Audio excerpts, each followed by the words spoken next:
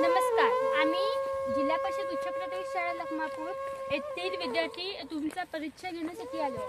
तुम्हाला या क्षेत्रामध्ये यावर्षी किती मागच्या वर्षीच्या पिकापेक्षा यावर्षी पीक कमी झालं आहे का जास्त झालं आहे?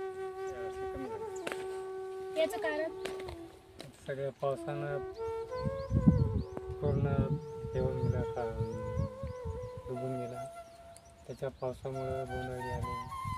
त्या पावसामुळं सगळं पातळ पूर्ण पडून गेलं. सोयाबीन बी तसंच पावसामुळं सगळं वारून गेलं. त्याच्यात शेंगदाणा काही भरलं नाही. त्यामुळं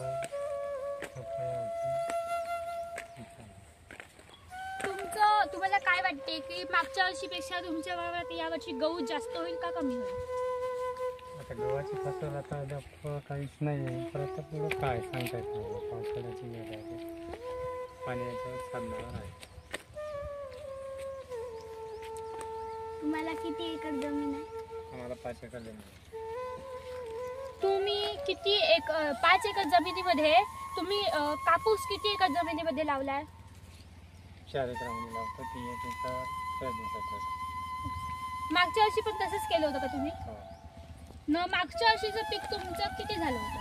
मागच्या वर्षी 4 एकरामध्ये 40 किलो कापूस झाला.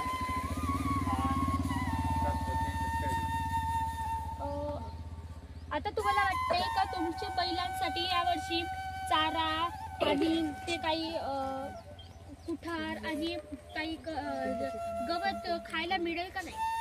चारा आता घेऊन टाकावं लागते. आता चारा काही यावं गिरायला. तुमच्या शेतामध्ये कोण कोण काम करतं? तुमच्या शेतामध्ये कोण कोण काम करतं? मी आणि सून आणि मुलगा.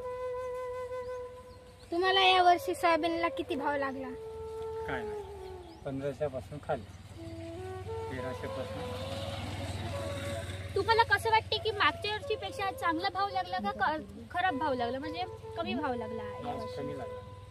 मागच्या वर्षीच्या भावापेक्षा यावर्षी कमी लागला, परंतु तुम्ही या शेतामध्ये तुम्ही काम करताना खुशी न करता का दुःखानं करता?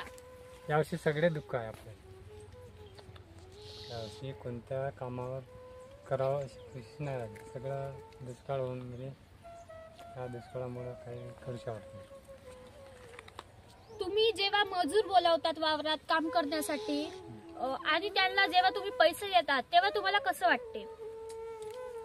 मजूर त्याला द्यावंच लागेल ना. मजूर म्हणल्याच्या नंतर त्या मजुराला पैसा द्यावाच लागेल. मजुरीला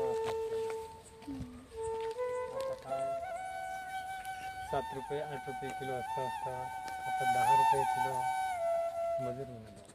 नमस्ते, धन्यवाद.